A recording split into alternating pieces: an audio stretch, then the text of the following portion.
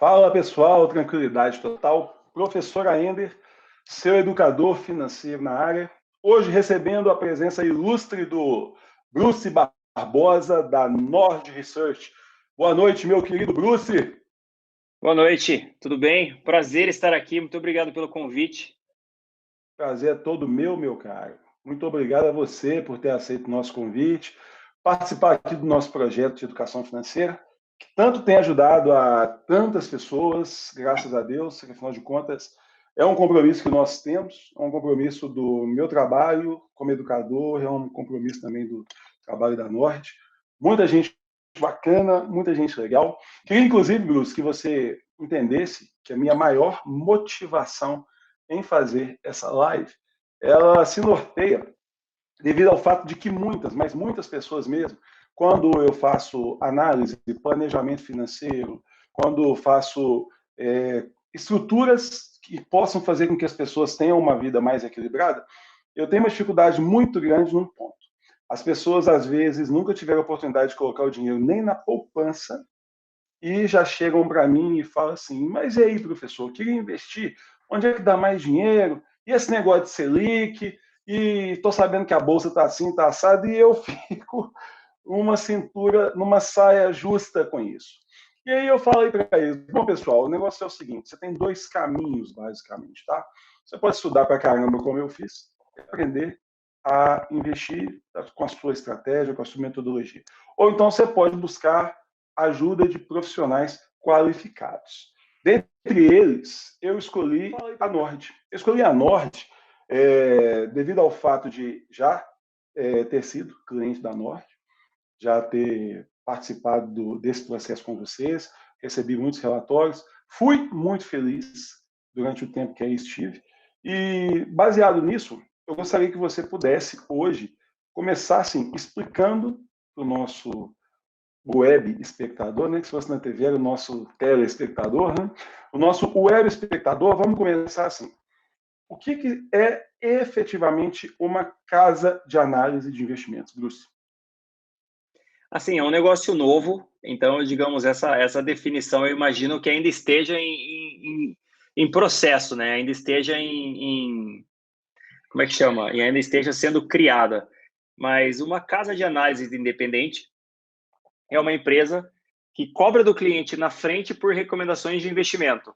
Então, ao contrário do que os bancos e corretoras normalmente fazem, que é tipo embutir o preço da análise de investimentos, né? Eu posso falar de ações, mas vale para tudo, né? Vale para renda fixa, vale para tudo.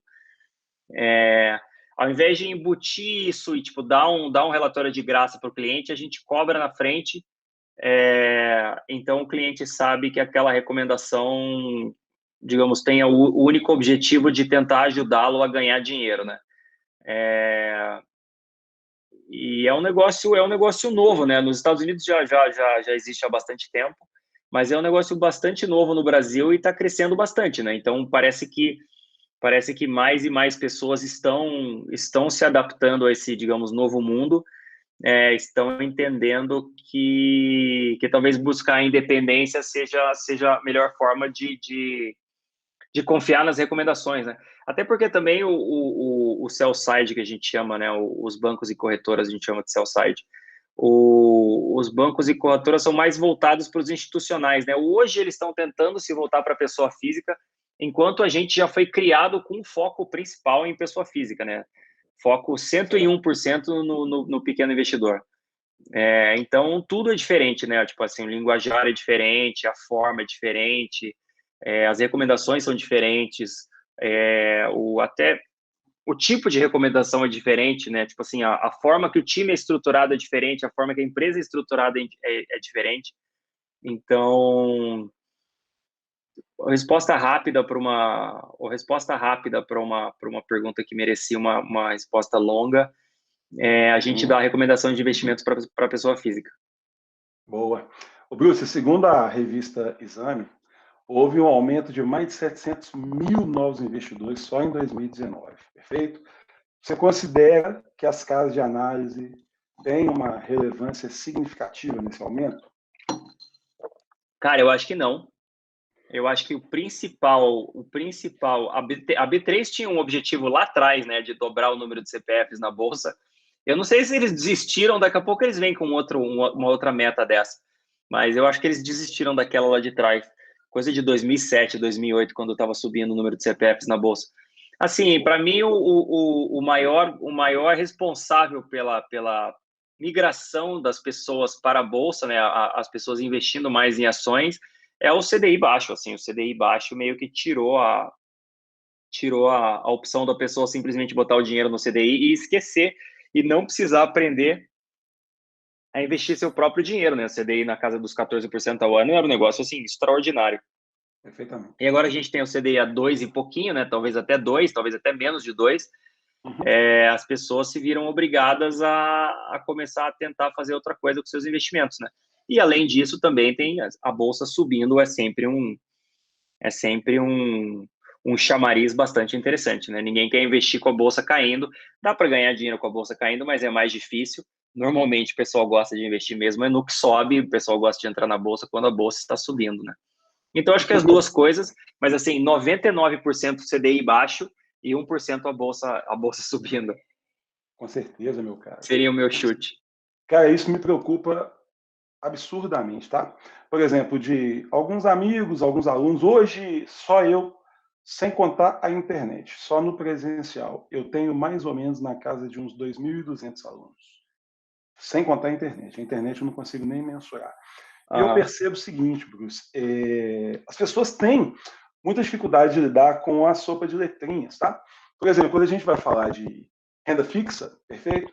Eu ensino muito isso nos cursos que eu leciono. Pessoal, vamos devagarinho, vamos entender o certificado de depósito bancário, certificado de depósito interbancário, etc. Mas as pessoas querem pular essa etapa, Bruce. As pessoas querem pular a etapa do aprendizado e já querem ir direto para o quente. Foi nessa que a gente viu no final de 2017, dezembro de 2017, quando o Bitcoin deu aquela elevada, muita gente não tinha nem ouvido falar de criptomoedas ainda.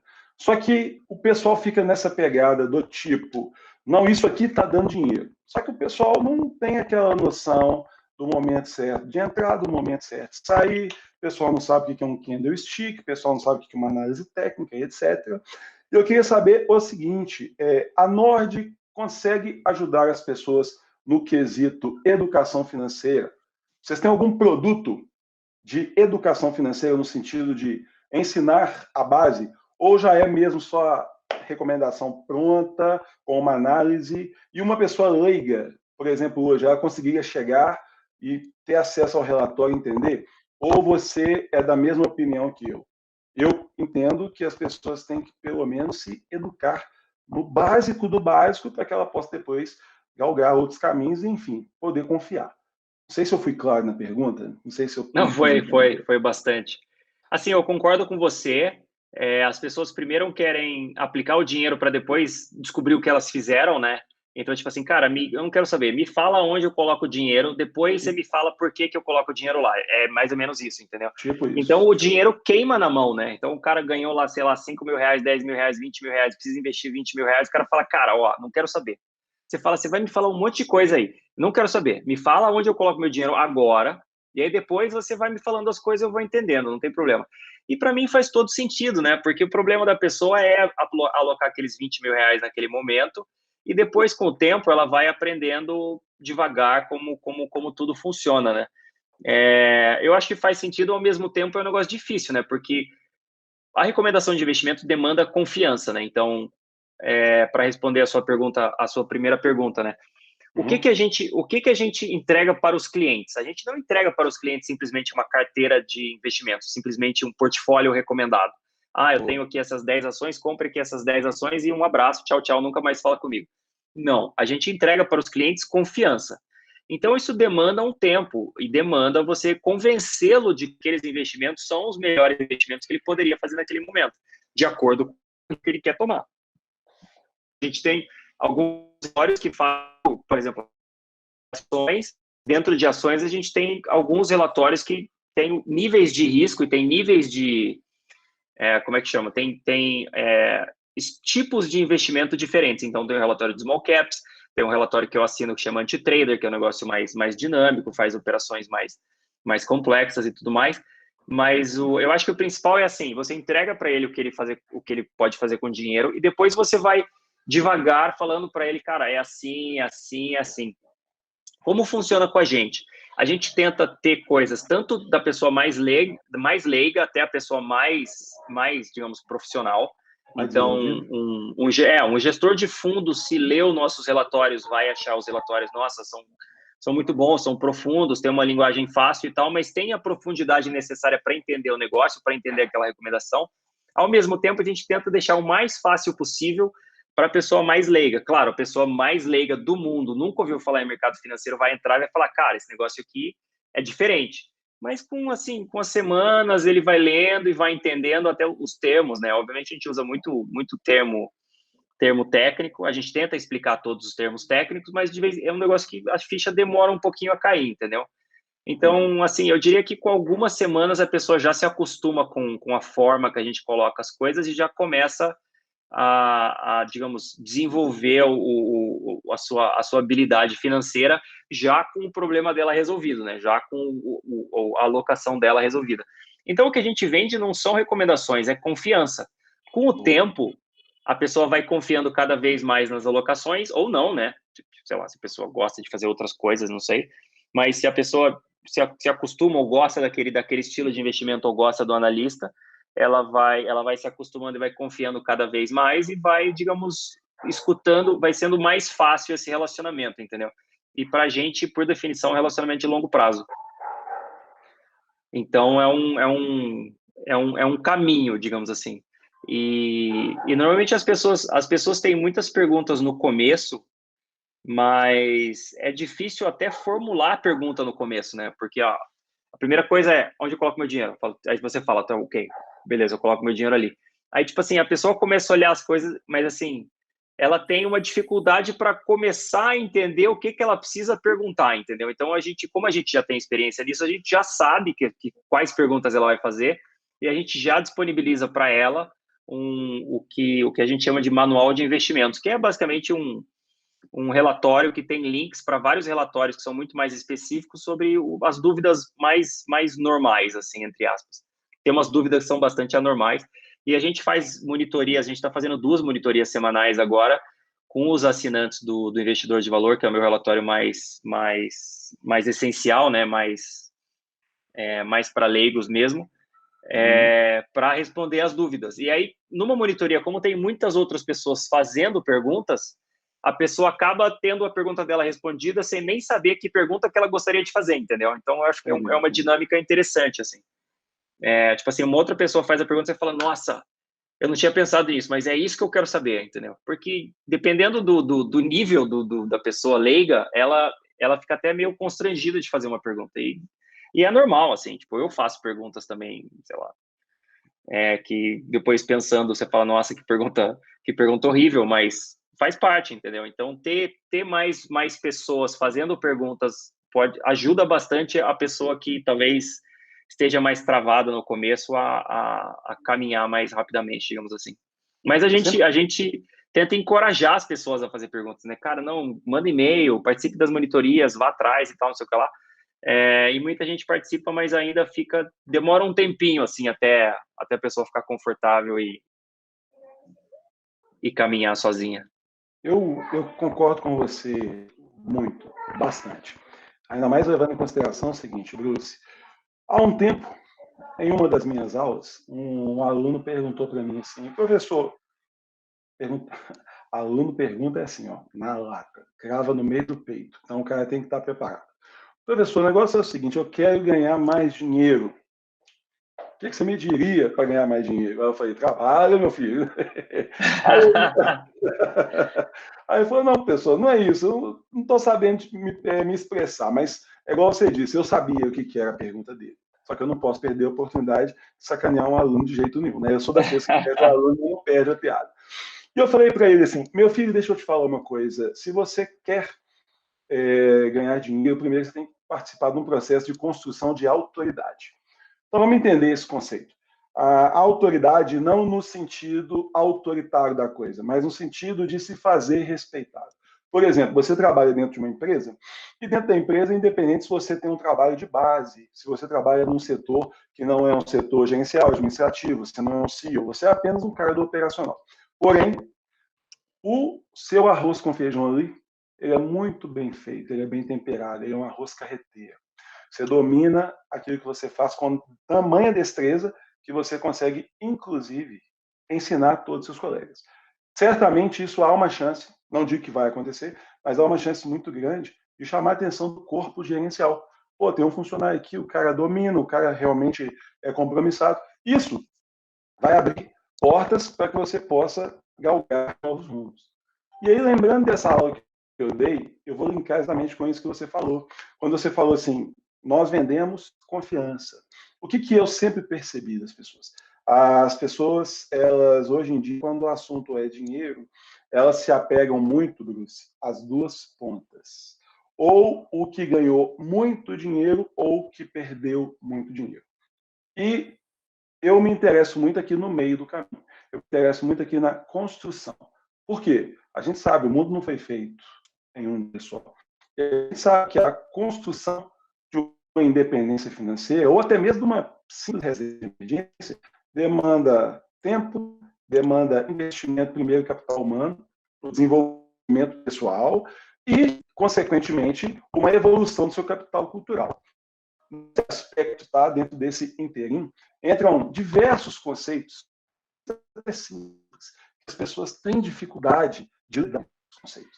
E é aí que, de alguma forma, né, eu enxergo o meu trabalho associado ao seu, porque eu trabalho muito na questão da alfabetização financeira.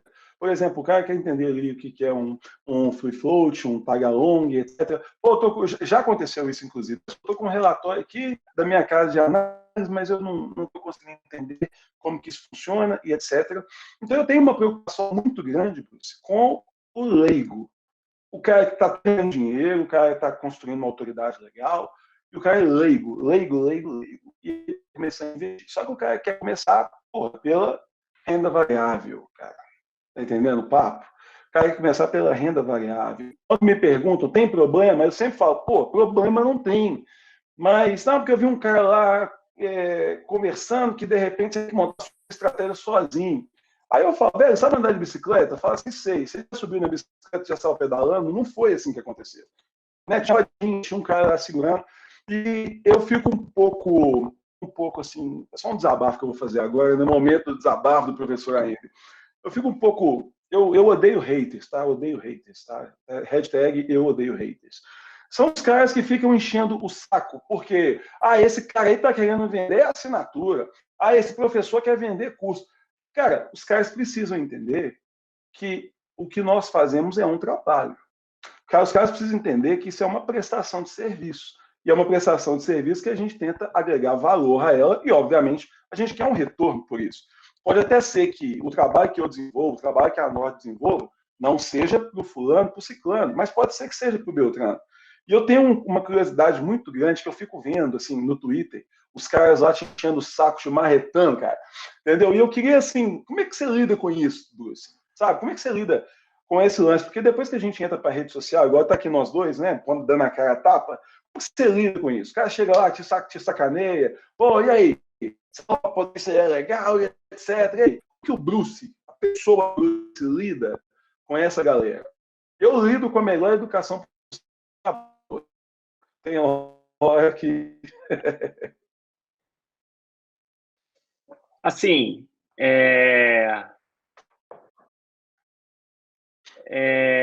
isso é um fenômeno meio novo, né? Então, mesmo nas redes sociais, assim, o Twitter é o mais beligerante de todos, né? O Twitter é como se fosse um ambiente de guerra suja, assim. As outras redes sociais são mais tranquilas, entre aspas. E a gente usa todas, né? Instagram, Facebook, LinkedIn, todas as redes sociais, basicamente. Menos TikTok, né? Que TikTok começou agora, a gente está estudando ainda. Mas... Ainda não deu para entender como é que faz, né, Bruce? É um negócio novo, assim. Esses haters é um negócio novo, né? Essa torcida organizada em cima de uma ação ou outra é um negócio meio recente, assim. É interessante, Assim, a gente tenta não deixar se afetar psicologicamente, né? O que eu faço é, se o cara é desrespeitoso, sei lá, eu bloqueio e beleza, e fica por isso mesmo. Vida que segue. Mas, entendeu? Tem muita gente que se esconde atrás de perfil fake e fica, tipo, querendo atrapalhar a vida das outras pessoas. Assim, sinceramente, o que a gente faz é dar recomendação de investimento, então dá a cara a tapa, a gente acerta e erra.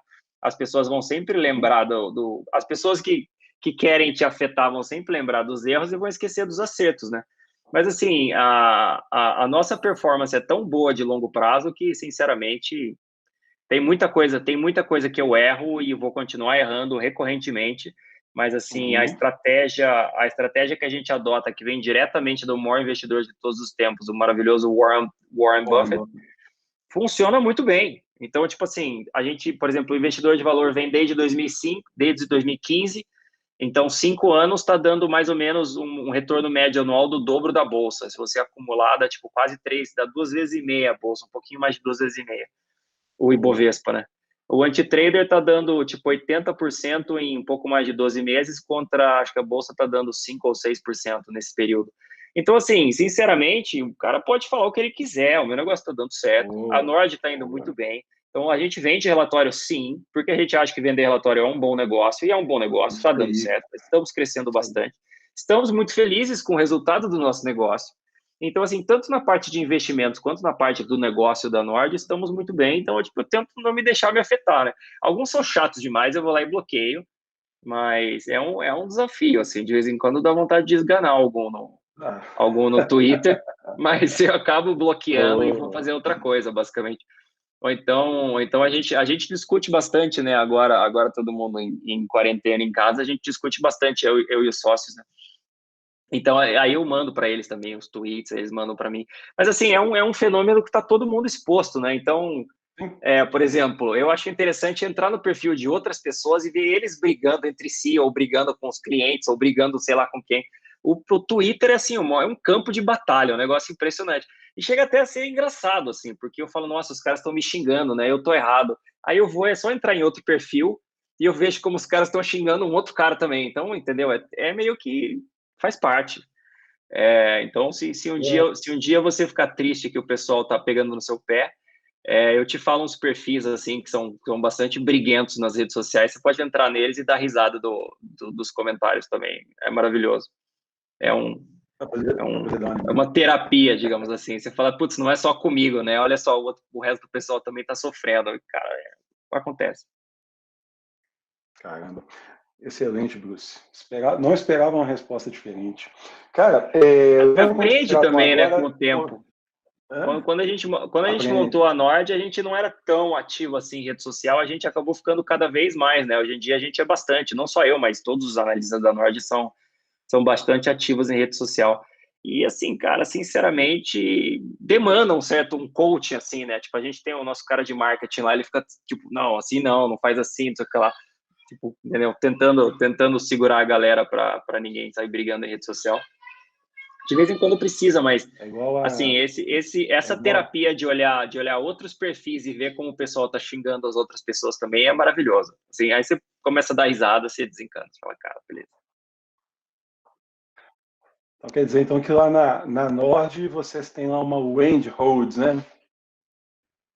É, é, De Billions. Tem uma pessoa para poder mas segurar lá o a emocional da gente galera. precisava, né? A gente precisava contratar uma Wendy Rhodes. Aí eu acho que a Marília é mais a Wendy Rhodes, assim, mas tem o nosso cara de marketing lá, ele é meio que a voz das redes sociais, digamos assim. Porque como ele é marketing, ele fala muito com o pessoal não assinante, né? A gente acaba falando muito com o pessoal assinante. Eu falo muito com o pessoal assinante. Então é diferente, né? O perfil da pessoa. A pessoa que assina é a pessoa que confia em você, que segue o que você fala, que entende há mais tempo. Tem muita gente que me segue há bastante tempo, desde 2015, algumas pessoas. E o cara que não é assinante é um cara que é mais leigo, assim, não de mercado, né? De vez em quando de mercado também, mas de me conhecer, né? De conhecer o analista, de conhecer o nosso trabalho e tal. Então ele dá uns toques bons assim. Mas a gente acaba discutindo e a gente vira o nosso próprio coach, assim, entendeu? Tipo assim, se o cara tá estressado que estão xingando ele, você manda Fala, cara, dá uma olhada nesse perfil aqui, dá uma olhada nos comentários para você ver como é que tá o esquema. E aí você A acaba dando famosa, risada e desencana. a famosa terapia de grupo.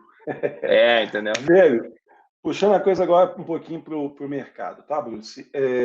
Coronavírus, já tivemos várias perspectivas de pico da pandemia, cada vez a coisa caminhando um pouco para frente, todas as situações. Estamos vivendo um bull market, isso está nítido. Sabemos também que os ciclos de alta, assim como os ciclos de baixa, não são eternos.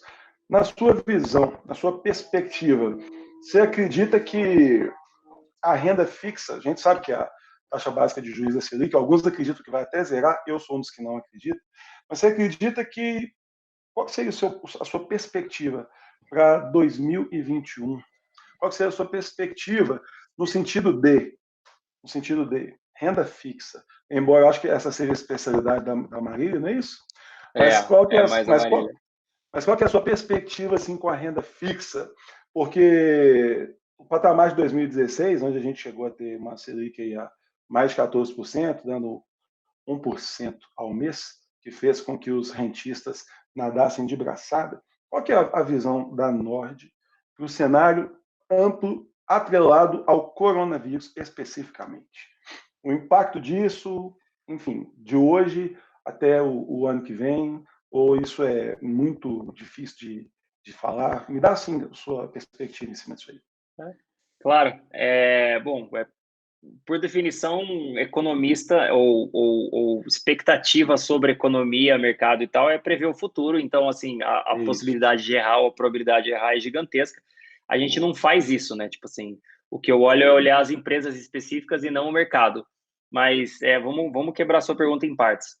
Os juros. O que aconteceu com os juros nos últimos anos?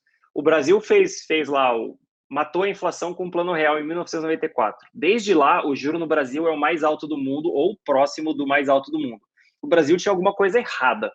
E aí a gente passou desde 1994 até 2016 ou 17 com o governo gastando assim cada vez mais e o juro lá em cima e todo mundo achando que, cara, é normal o Brasil ter o juro lá em cima. Na verdade, não era normal. Na verdade, é que o governo gastava demais. Assim que a gente teto de gastos, reforma da Previdência, reforma trabalhista e tudo mais, o juro despencou. Agora a gente tem um juro normal. Não é o menor do mundo, não é o maior do mundo, é normal com relação ao resto do mundo. O Brasil se normalizou. O Brasil é uma economia normal com relação ao resto do mundo. O juro vai ficar aqui embaixo para sempre? Acho que não. O juro vai subir sim, principalmente se a economia brasileira começar a subir, porque o Brasil tem muitas travas ao crescimento econômico, né? Então, se o Brasil crescer 2, 3%, talvez a inflação já comece a pegar porque a produtividade da economia é baixa. O Brasil não tem uma capacidade de crescer muito mais que isso, porque a economia, aí que a gente tem vários problemas, né? Um deles é o que o Paulo Guedes quer resolver agora com a reforma tributária, mas aí tem infraestrutura, tem tudo, tem educação, tem tudo. Então, basicamente, o Brasil consegue crescer uns 2%. Se crescer muito mais que isso, vai ter muito mais inflação. E, assim, se o governo não voltar a gastar como gastava antes, se a gente cumprir o teto de gastos, a gente vai ter um CDI normal em relação ao resto do mundo. Então, não vai ser 2 é agora no meio da pandemia com a recessão, vai ser, sei lá, 5%, 6%, 7%, alguma coisa por aí, alguma coisa normal.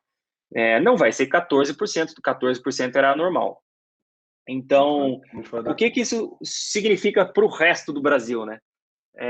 Assim, para a Bolsa, um CDI de 5% é maravilhoso, porque a Bolsa tem uma rentabilidade sobre patrimônio, a média das empresas da Bolsa tem uma rentabilidade sobre patrimônio de mais ou menos 10%, então seria natural que a longo prazo a Bolsa ganhe do CDI, o que não acontecia com o CDI lá em cima, né? Então, o que aconteceu? O Brasil se normalizou, quer dizer, não vale mais a pena ser rentista, né, deixar o seu dinheiro no CDI, agora vale a pena você investir na economia real, e investir na Bolsa, sim, é investir na economia real. Não diretamente, mas de uma forma torta, mas é investir em empresas que investem na economia real. Então assim, pensando a longo prazo, é meio que esse é o cenário do juro. Pensando na pandemia, assim, o juro no ano passado já estava bastante baixo, ele caiu bem mais esse ano justamente por causa da pandemia, a gente vai ter uma recessão esse ano de, sei lá, 5% mais ou menos, ano que vem a gente vai ter uma recuperação de, sei lá, 4,5%, alguma coisa assim, mas a gente não vai ter uma recuperação completa, é a expectativa de todo mundo. Qual a minha expectativa? Cara, eu não sei, então, para mim, a dele está ótimo.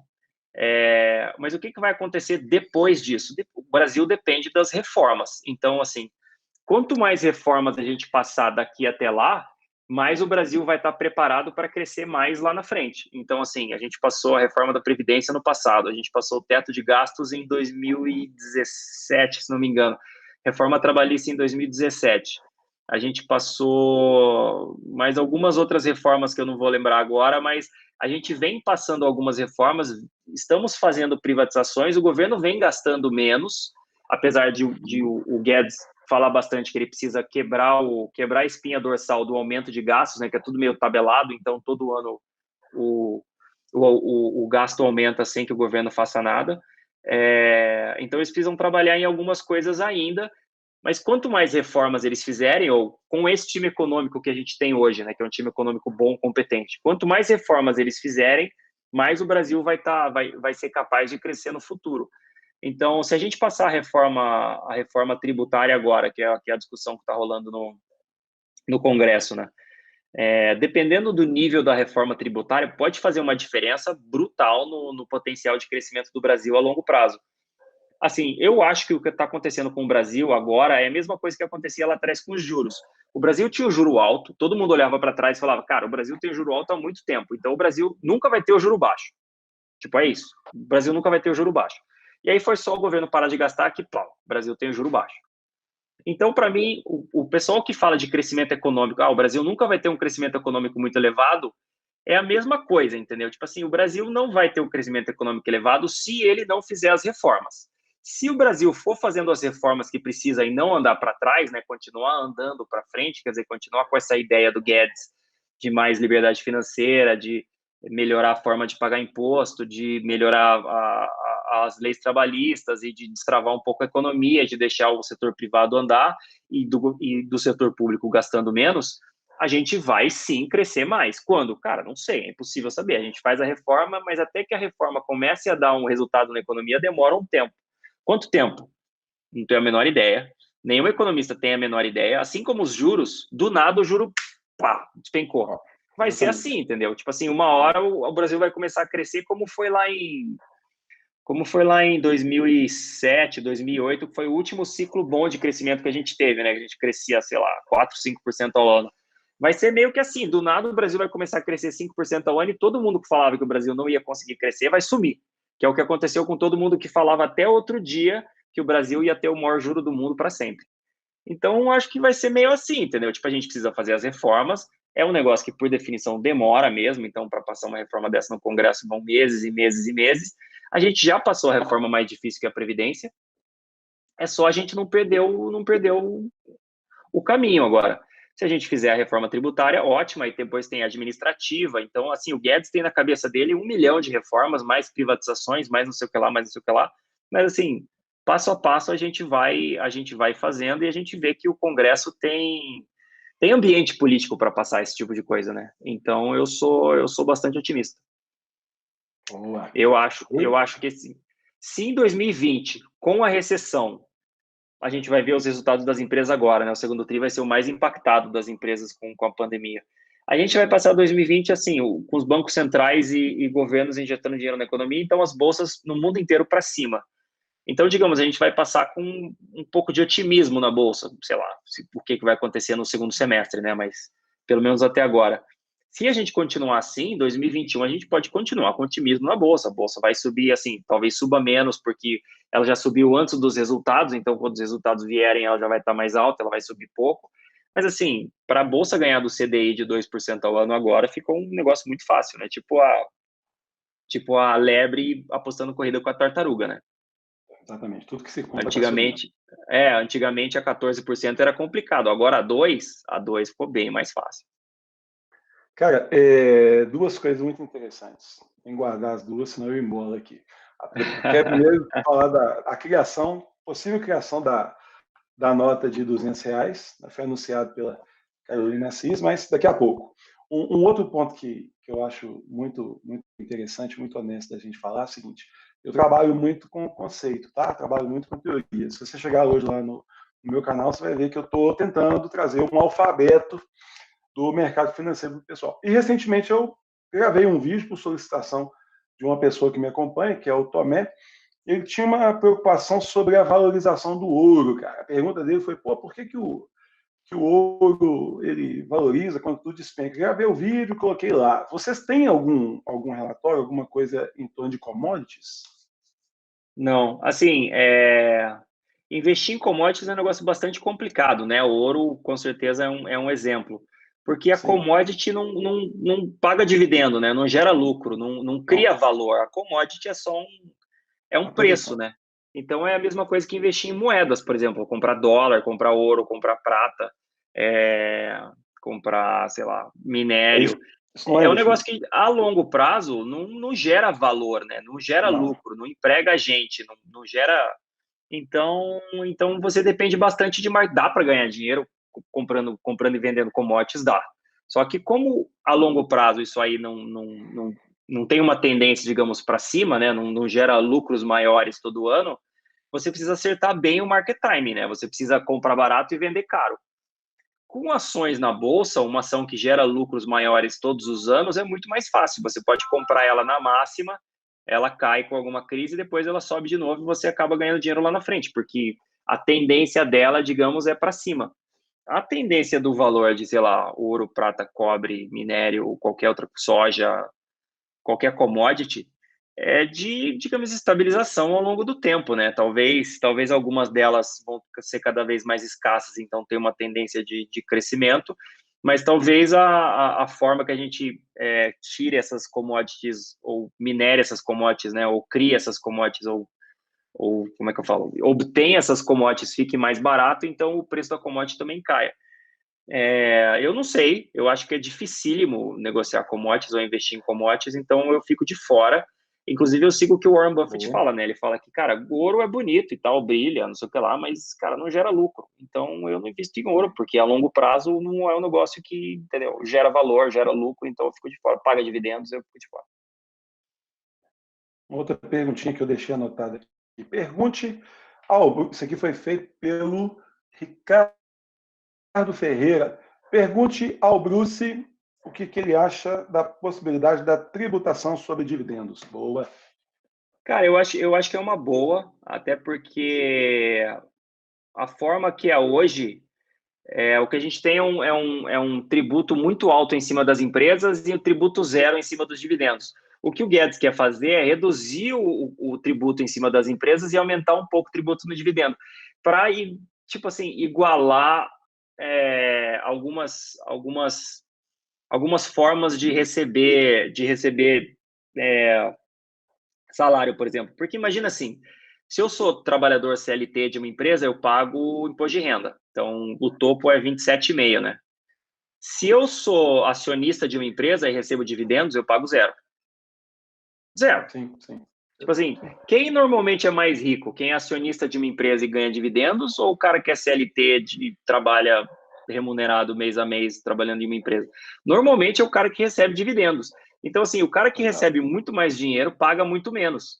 Então, assim, uma tributação em cima de dividendos é bitributação, sim, porque vai cobrar da empresa, depois vai cobrar do cara que já pagou, é bitributação, lógico que é. Nos Estados Unidos é assim, nos Estados Unidos é 15% em cima de dividendos, eu acho. Mas, assim, é uma forma de você reduzir um pouco o tributo em cima das empresas e aumentar um pouco essa distorção que existe, entendeu?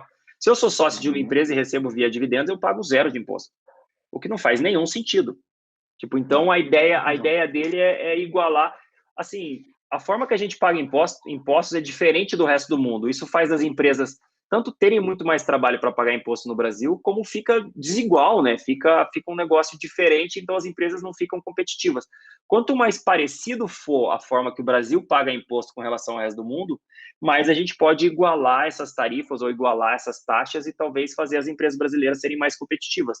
Então, pensando em competitividade global, que é o que falta no Brasil hoje, né, estar inserido nas cadeias globais de geração de valor, isso faz todo sentido. Faz todo sentido você igualar a forma que a gente paga imposto aqui e lá fora, porque aí quando a empresa for para fora e falar, cara, eu quero exportar, eu vou exportar para a Europa, para os Estados Unidos, o cara vai falar, cara, a estrutura de impostos da empresa que compete comigo na Alemanha é parecida, então, entendeu? Tem como eu competir. Se for muito diferente, talvez o cara pague muito mais imposto aqui do que paga lá, ele não consegue. Tanto que o Brasil não exporta nada, né? O Brasil só exporta commodity. Exatamente. A Ana Tereza Saraiva, ela falou assim, Bruce, está ali no nosso chat. Eu acho que tem que diferenciar o que é gasto do que é investimento no país. Saúde, ciência e educação tem que ser considerado como investimento para evoluir no futuro. Eu concordo 100%, mas tudo tem um limite, né? O que o Brasil fez foi travar tanto o gasto público que o Brasil quebra colocando mais e mais dinheiro em saúde e educação, mas esse dinheiro é improdutivo, né? Tipo assim, o que falta no Brasil, eu já vi assim milhares de pesquisas falando, o que falta do Brasil em educação não é dinheiro. O Brasil gasta mais por aluno que muito país que tem educação 10 vezes melhor que o Brasil. O que Sim, falta no com certeza. Brasil é, assim como a Nord precisa ser produtiva, tipo assim, cara, eu não posso contratar 40 analistas para fazer um relatório. Fala, cara, não dá, não fecha a Faz conta. sentido. Assim como o governo não pode contratar 40 professores por aluno e achar que a conta fecha. Então a gente precisa de produtividade também no setor público. O problema da educação no Brasil não é dinheiro. O problema da saúde do Brasil também não é dinheiro. O SUS é bom, o SUS funciona. Tipo, talvez em algumas regiões seja pior, mas assim, funciona. E a gente viu na pandemia, assim, vários estados. São Paulo, por exemplo, a gente vê que funciona. O negócio Inclusive, funciona. o Talvez índice no de Rio seja morte pior, nos que o Rio Estados está Unidos é por quebrado. isso. Uhum. Mas nos Estados Unidos o índice altíssimo de morte é por isso. As pessoas preferem, quem quebra uma mão, quebra um braço, prefere curar em casa do que ir para o hospital. Vai ter um atendimento incrível, extraordinário, mas na hora que a conta chegar, fica complicado para o É porque cidadão. lá é tudo privado, né? Então lá as pessoas precisam Tá? pagar o seguro-saúde, e aí quem não paga o seguro-saúde depois que você tem a doença ou tem um acidente, fica inviável, né? Fica impagável. O problema do Então SUS aqui não lá é o é. SUS em si, né? O dinheiro não chega no SUS, né, Bruce? Porque Chega. o dinheiro que é destinado para o SUS todo não chega, né, cara? Ah, não, lógico. Né? Brasil, né? O problema Sempre tem uma saidinha para os pois é, lados, né? Saidinha para os lados. Mas assim, o SUS não é ruim, o SUS é bom. não é, Tipo não assim, é. é que, claro, é público, o sistema público do Brasil é ruim, É a burocracia ruim, brasileira é ineficiente e tudo mais. a Mas assim, prestação o de serviço SUS é ruim. não é ruim. Você Não não é chega no médico, ótimo, é, mas não é ruim. entendeu? Tem mais uma mensagem aqui que eu tinha perdido aqui, ó, da Silza, Bruce e a Ender. Sobre a taxação sobre dividendos, não seria ilegal. Ela está perguntando se é ilegal bitributação, Bruce. Eu não sei se é ilegal. Eu imagino que não seja. Mas se for legal também, o Congresso pode simplesmente reverter a lei, né? E fazer ser legal, até porque eles são as pessoas que escrevem as leis, né? Mas é bitributação mesmo. Eles vão cobrar da empresa e vão cobrar da pessoa. A diferença é que eles vão cobrar menos da empresa e mais da pessoa, ao invés de cobrar mais da empresa e zero da pessoa. Mas é bitributação, com certeza. Vai acontecer? Eu acho que Você, vai. E eu acho que faz sentido acontecer. A gente vai pagar imposto em cima de dividendo e vai ser melhor para a gente, porque o Brasil vai ser um país mais normal com relação ao resto do mundo. É a mesma coisa do CDI. O CDI caiu, o Brasil agora normalizou. Tipo, antigamente o dólar era muito valorizado no Brasil. O que acontecia? As empresas eram completamente não competitivas com lá fora. Agora, com o CDI baixo, o real já não é mais tão valorizado, o real vai ficar normalmente mais desvalorizado. Então, as empresas brasileiras vão ficar mais competitivas para talvez exportar. A gente não viu o efeito disso ainda, mas a gente vai ver o efeito disso nos próximos anos. boa. Bruce, você teve educação financeira na escola? Não, zero. Zero. Eu, A minha história é interessante porque eu sou conta pra gente engenheiro, aí. né? Eu sou Boa. engenheiro de produção mecânica da USP, mas eu aprendi assim zero sobre mercado financeiro na escola, na faculdade. Tipo, eu passei a faculdade inteira sem saber o que eu queria fazer. Eu meio que assumi, vou trabalhar em multinacional, coisa assim, vou trabalhar em, sei lá, em produção, né, em logística, em alguma coisa assim, em empresa grande. E aí, quando eu estava para me formar, um amigo meu foi trabalhar no mercado financeiro. E eu não tenho família, né, que trabalha no mercado financeiro, então eu nem sabia o que era mercado financeiro. E aí, esse amigo meu foi trabalhar no mercado financeiro, foi trabalhar numa agência de rating pequena. Ele falou, cara, tem vaga de estágio aqui, você quer vir? Aí eu fui, aprendi bastante, né? Aí descobri que, cara, nossa, que maravilhoso esse mundo de finanças, adorei. Eu falei, nossa, é isso aqui que eu quero fazer. E aí eu descobri, cara, eu não sei nada. Tipo assim, eu não sei nada, eu preciso aprender tudo. E aí eu comecei a correr atrás e falar, cara, o que que eu preciso aprender primeiro, o que que eu Com faço, quantos entendeu? anos? Para Com onde eu quantos anos? vou? Ah, com uns 25, E aí, pode continuar. Só queria saber a idade. 24, por aí. É. Aí eu comecei a estudar, comecei a ir atrás, eu descobri, tem uma certificação que chama CFA, né, que é famosa para o mercado financeiro americano. Aí eu fui atrás de tirar esse CFA, enquanto isso eu fazia outros cursos, tipo na bolsa, fazia curso em escolas privadas e lia bastante livro, e comecei a ir atrás e lia bastante, lia o jornal, Valor Econômico, por exemplo. E fui indo assim, aí fiz o CFA, aí um outro amigo meu fez MBA lá fora, né, falou, cara, legal pra cacete e tal, tipo, curso assim, completamente diferente, ele era da minha sala, inclusive, né, engenheiro também, completamente diferente do que a gente teve em engenharia, um negócio super interessante, tipo assim, outro nível de educação com relação à gestão e tudo mais, tipo, educação sobre gestão, né, eu falei, cara, isso é uma ótima ideia, quero fazer MBA também, aí eu fiz o MBA lá fora, e aí me deu, tipo assim, uma percepção completamente diferente de mundo, porque tudo sobre gestão que o pessoal de administração tem, ou quem faz o MBA no Brasil tem, eu tinha zero, né? Porque eu não tinha estudado isso. Eu sabia, por exemplo, projetar eixo, né? Nem sei se eu aprendi a projetar eixo na faculdade, mas essa era meio que a ideia. Nem sabe se você sabe mais, né, Bruce? Não sei. Acho que nem na faculdade eu não sabia.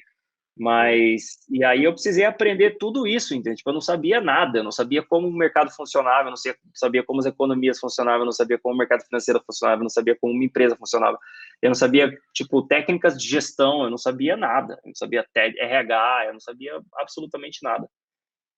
E aí eu fui correndo atrás, né? Você chegou E a aí, trabalhar como agente autônomo de investimentos?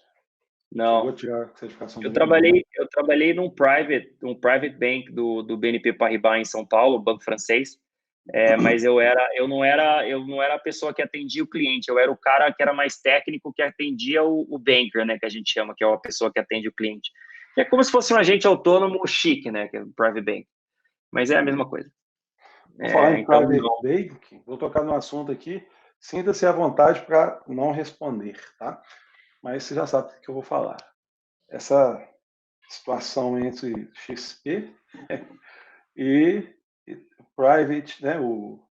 Como é que é o nome lá? É o, BTG? não, é XP e Itaú, mas qual que é o nome lá dos analistas do Itaú? O quê? Personalité. Ah, personalité?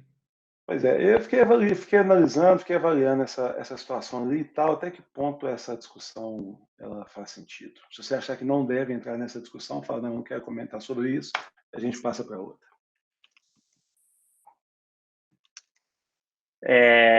Não tem problema, não. Eu estava só respondendo a pergunta da Silza aqui no chat. Assim, eu acho que essa briga de Zé com Zé, né? Porque, assim, o Itaú tem metade da XP. Então, assim, cara, tá muito estranho esse negócio, entendeu? Eu acho que não é combinado, eu acho que faz todo sentido eles brigarem nas redes sociais, até porque chama atenção para as duas casas, né? Então, o Itaú ganha com o Itaú ganha com a XP. Sim, Entendeu? O Itaú é inteligente, então o cara ganha dos dois lados. E sem falar aí, na popularização, né? entendeu? Ao mesmo tempo, tá todo mundo falando da XP ou do Itaú e falando, não, o Itaú é bom por isso, a XP é bom por aquilo, e esqueceram da competição, né? Então, acho que foi É, interessante, foi uma jogada interessante para eles. Com certeza, outra pessoa iria fazer essa crítica se o próprio Itaú não fizesse a XP, né? Eu acho que eles têm razão, né? Os agentes autônomos têm alguns, como é que eu falo? Alguns conflitos de interesse quando recomendam investimentos para pessoa física. Acho que assim, todo mundo tem conflitos de interesse, inclusive o Ricardo Schweitzer, que é meu sócio, fez uma newsletter, inclusive falando dos nossos conflitos de interesse, né, como caso de análise, e a gente também tem o nosso conflito de interesse, todo o mercado financeiro tem conflito de interesse, então a ideia é abrir isso para as pessoas entenderem quais são os conflitos de cada agente e tomar decisão com relação a isso, e não falar, eu não sabia, cara, você tem que saber, você não sabe, eu te falo, entendeu? Me pergunta, eu te falo. Mas eu acho que essa briga aí é muito Zé com Zé. Eu acho que eles não ficou óbvio que eles combinaram, mas, entendeu? Sei lá. mas também Eu acho não, que né? foi uma jogada de marketing interessante, porque aí, tipo, todo mundo começou a falar deles, né? Bem ou mal, todo mundo começou a falar deles. Então, acho que foi bom. Mas, sei lá, A Nord existe em quanto tempo, Bruce? tem 2 anos. Só isso? Começamos em agosto de 2018, logo depois da Copa do Mundo da Rússia. E vou te dar uma cutucada aqui agora. Por que eu deveria escolher a Nord? Cara, porque a Nord foi criada basicamente para falar a coisa como deveria ser, para tipo ser direto, ser reto, ter boas recomendações de investimento e sem levar os assinantes, os clientes na ladainha. Certo. Então, sem prometer retorno absurdo, sem tratar o assinante, o cliente como criança, sem ficar fazendo jogada de marketing, sei lá, descabida, sem prometer coisa que é impossível, sem oferecer produtos que não agregam valor, sem várias coisas que, digamos, eram coisas que a gente via no mercado e percebia que, tipo assim, cara, dá para fazer sem isso, entendeu? Então, a Nord foi criada para criar um relacionamento de longo prazo com seus clientes. Então, tudo que a gente faz é pensando no cliente, pensando nos primeiros clientes que a gente teve. Inclusive, a gente fundou a Nord em cima de alguns clientes fundadores que apostaram na gente, né, ou investiram na gente antes da gente, basicamente, ter uma empresa, né, o que foi Quantos, mais ou maravilhoso. menos? É um quanto, mais ou menos? No Quantos início, assim. clientes? Quantos clientes, mais ou menos, assim, no início? 200. O que a gente chama de fundadores. Basicamente, a gente fez um crowdfunding para montar a empresa. A gente, ao invés de vender participação societária para o investidor, a gente aproveitou a confiança que alguns clientes ou vários clientes tinham na gente para levantar dinheiro com esses clientes, e eles estão com a gente até hoje. Então, Então, são uma espécie é de um negócio de sócio, né? longo prazo, entendeu? É um negócio que faz sentido, assim, tipo, a pessoa investir sozinha não faz sentido, até porque você procura um médico se você tem um problema, né? Você vai num especialista. Então, mesmo que você seja um especialista em mercado financeiro, faz sentido. Tipo assim, um relatório de investimento é um negócio tão barato. É muito barato. Tipo assim, investidor de valor custa R$ 23 por mês. É absurdamente barato. O custo que você vai ter de fazer alguma coisa errada por não procurar uma ajuda é muito mais alto do que pagar R$ 23 por mês pro resto da sua vida, entendeu? Então, assim, é um negócio que agrega muito valor. Uhum. É um negócio que, tipo, depende bastante de confiança, então por isso que a gente quer tratar os nossos clientes da melhor forma possível desde o começo, para a gente ter esses clientes por décadas e décadas. E é um negócio que, assim, o valor agregado é muito alto pro preço que custa, entendeu? Acho que essa é a fortaleza desse negócio. A relação do Então, acho que mesmo custo-benefício é muito interessante, com se certeza. eu fosse gestor de fundos, sei lá, bilionário gestor de fundos, cara, eu iria assinar uma casa de research que eu confiasse, um analista que eu gostasse e tudo mais, porque assim, é tão barato, entendeu? Tipo assim, é um negócio, cara, mesmo que eu não olhe, de vez em quando o cara me fala alguma coisa que eu falo, nossa, tipo, isso, entendeu? Ou então o cara vem com uma recomendação que é interessante, que eu não tinha visto. E tem, muitos institucionais seguem a gente, leem o que a gente escreve e tudo mais. Que é um custo, assim, se você pensar em investimentos de longo prazo, é um negócio, assim, cara, completamente no-brainer, né, para usar inglês. Tipo, é óbvio, assim, sabe? Sai muito mais caro você tentar fazer sozinho e acabar jogando seu dinheiro fora em alguma coisa. E aí você tem várias armadilhas no mercado, né? Tanto escolher pessoas que você não deveria confiar, né, para te assessorar no mercado financeiro, quanto talvez investir em coisas que não façam sentido ou que não geram valor a longo prazo. Então, ter uma pessoa que você confia e que consiga te ajudar com isso não tem preço para usar a propaganda da Mastercard. E E, ao mesmo tempo, tem preço e é barato. É muito mais barato que a anuidade do cartão de crédito. tem um ponto que eu queria ressaltar, né? Nós estamos assim, há pouco tempo do fim da nossa live. Olha só o que é a relação de confiança, né? Tem quanto tempo que o Bruce sabe da existência do professor ainda? Putz, quando você me chamou, eu acho. Tem o quê? Um mês? 2 meses? Pouco tempo, né? Foi por aí, acho que foi um mês, né, que a gente começou a combinar a live. Pois é, e eu estou te perguntando isso, sabe por quê? Porque eu enxergo uma total coerência no seu discurso com isso que eu falei aqui agora. Essa questão da confiança, essa questão da credibilidade, essa questão também de querer o melhor. Quem é o professor Aender no mercado financeiro? Levando em consideração que existe por aí? Ninguém. Bruce, vamos ali fazer uma live comigo, bater um papo com as pessoas que me acompanham. Eu tenho muita gente interessada em investir. Beleza, eu posso educar essas pessoas, eu posso ensinar que uma ação é a pequena parte de uma empresa, eu posso ensinar o que é uma ação preferencial, uma ação ordinária, eu posso ensinar para essas pessoas o que são as técnicas, eu posso explicar para essas pessoas que existe análise técnica, que existe análise fundamentalista, enfim, eu posso educar essas pessoas financeiramente, perfeito? Mas uma coisa que eu, no momento, não posso fazer é o quê? Recomendação de investimento. Então, para isso, eu precisava de quê? Precisava de buscar quem faria isso com seriedade, precisava de buscar quem faria isso com competência e, principalmente, quem faria isso respeitando os meus alunos. E aí foi a hora. Antes de te fazer o convite, eu fiz vários convites para várias pessoas e etc. E, obviamente, eu tomei um tanto de não. Quem que é esse cara? Professor Ender? Nunca ouvi falar. Quem que é esse camarada aí? E, Bruce, como que faz para eu poder conversar com você? Você respondeu assim, DM. É lógico, né, velho? No Twitter, pô, quer mandar uma coisa manda DM, né? Eu falei, pô, mas não tem como te mandar DM, você não me segue. Aí você fala, pronto, manda lá. E estamos aqui. Cara, pode parecer assim, isso aí é babação, é lambeção, não. Eu estou falando isso aqui exatamente para que as pessoas saibam que a gente não se conhecia. Só que eu apresentei para você qual era a minha proposta e você está aqui. Porque o que eu queria?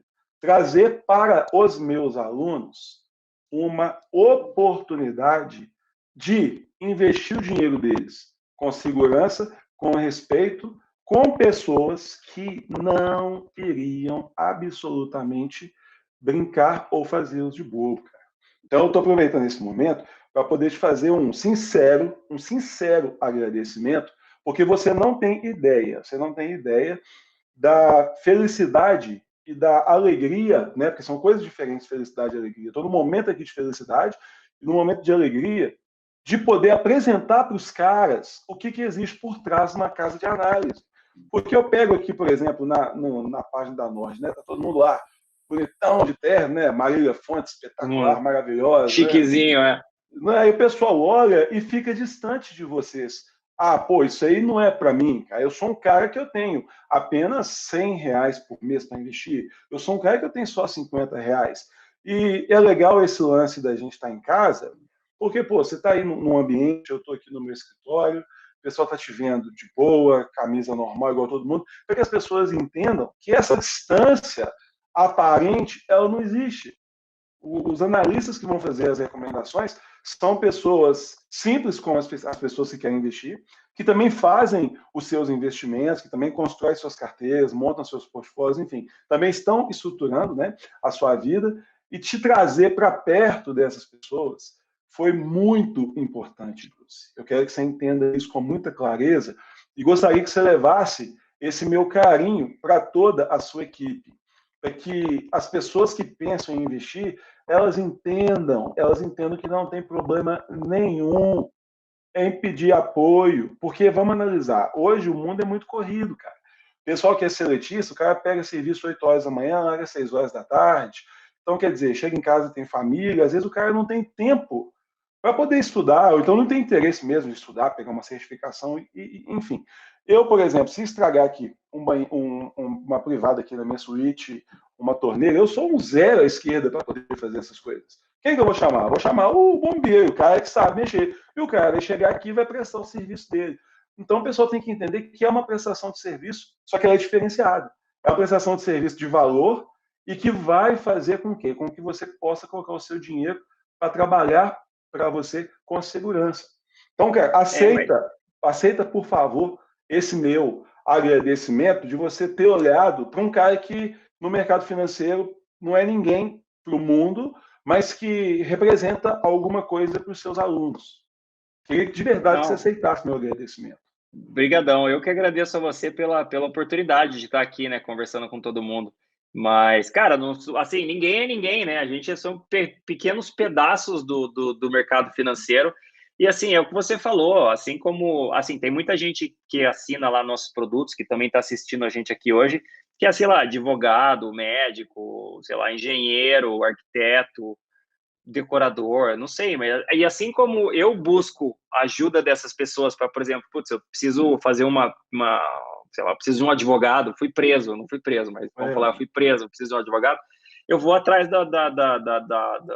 do conhecimento especializado dessas pessoas, do médico, por exemplo, quebrei o pé, preciso de um médico. As pessoas vão atrás do. Eu sou especializado em investimentos, então eu sou especializado em bolsa de valores. Não tem nada de chique nisso, é a mesma coisa que qualquer outra profissão.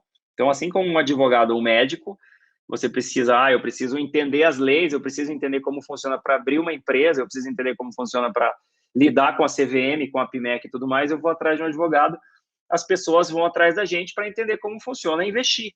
A diferença é que a gente faz isso, digamos, mais digamos, de uma forma mais para mais gente, né? Tipo, a gente acessa mais gente, assim. Sim, sim. E é uma fortaleza, eu acho, né? Porque a gente começou esse negócio já pensando em números, né? E quando a gente, por exemplo, sai caro eu contratar analistas e ter um escritório e ter um terminal Bloomberg e ter computador e tudo, nananana. Mas assim, a gente tem tantos assinantes que, entendeu? O relatório para uma pessoa fica muito barato. Então, acho que essa é o negócio mais interessante desse negócio, né? Da forma que a gente faz. Então, a gente entrega um produto que tem um alto valor agregado, mas ele acaba saindo bastante barato para a pessoa específica, entendeu? E claro que as pessoas querem mais e mais contato, e é um negócio que a gente tem na Nord na cabeça de, tipo, focando mais no cliente, talvez a gente tenha que dar ainda mais ajuda para a pessoa, né? Talvez mais contato, talvez mais formas diferentes de lidar com as pessoas, e o negócio que a gente descobriu no meio do ano passado foi como montar relatórios baseados no Telegram, né? Então, por exemplo, hoje em dia eu tenho um Telegram, meus assinantes mandam um Telegram para mim, tipo assim, Bruce, e aí, você cortou o cabelo hoje? Eu falo, putz, hoje não, eu vou cortar semana que vem, o meu cabeleireiro tá fechado. Tipo, sabe, eu bato papo com vários deles e pode parecer bobo, assim, mas é Isso interessante entender é o que relação. que os caras estão vendo, entendeu? Porque o que eu tô vendo não necessariamente é a mesma coisa que eles estão vendo. Então, ter esse contato é importantíssimo, não só para eles, mas para a gente também, para a gente ter a ideia de tipo assim, cara, eu acho que eu estou passando informação assim, mas será que a informação está sendo entendida da mesma forma? Então, esse feedback loop, né, eu passo a informação e o cara me fala a informação que ele recebeu e discute comigo e fala, putz, mas você esqueceu de falar tal coisa. Eu falo, nossa, é verdade, cara. Ou então eu falo alguma coisa errada, o cara fala, cara, aqui tá errado, arruma lá. Aí eu vou e volto e falo, putz, obrigado, errei. É importantíssimo, entendeu? E é um negócio que a gente tem bastante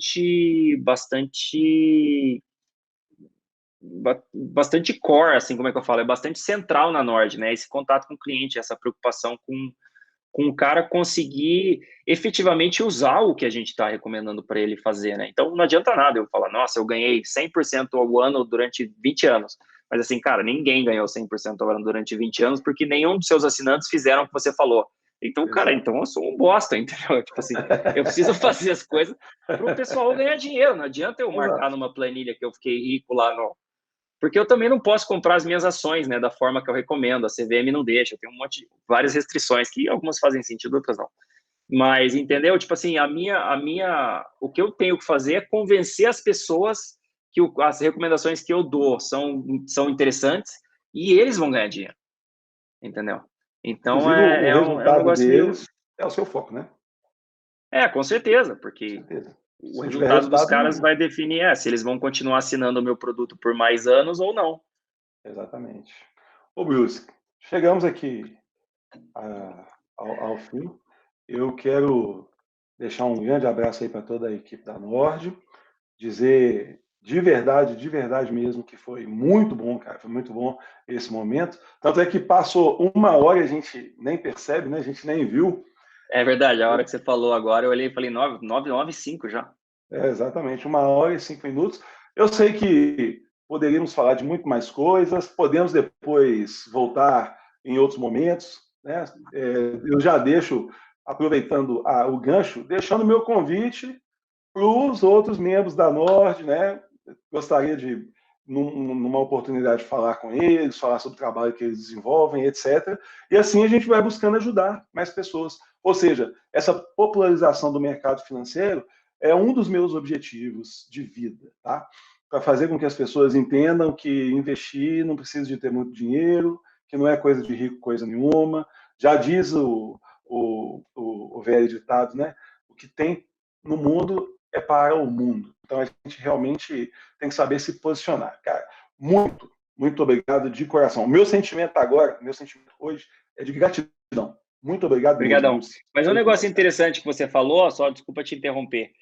Muita gente acha, Claro. nossa, eu tenho pouco, então não adianta eu investir, né? Que eu não vou ganhar dinheiro. Mas, cara, o dinheiro no tempo, o importante não é a rentabilidade que você vai ter todo ano, mas se você puxar 20 anos, 40 anos, 60 anos, então, tipo assim, se você investe olhando para o seu neto,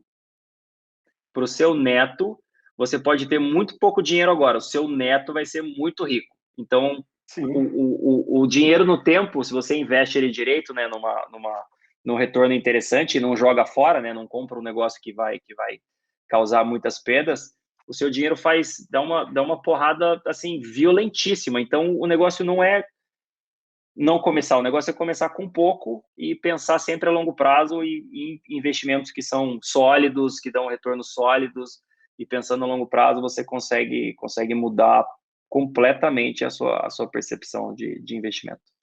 É porque já Mas é diz o isso aí. ditado, não? Uma longa caminhada começa com os primeiros passos e o dinheiro no tempo ele está sujeito à segunda maior força do universo.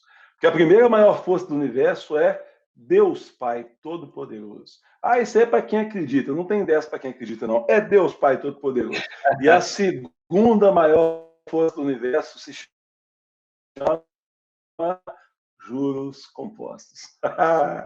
Juros sobre Lúcio, juros. Deus te abençoe, Boa. cara. Muito Obrigadão, obrigado. Ender. Juros Abração. sobre juros. Abração, querido. Com Valeu. Deus.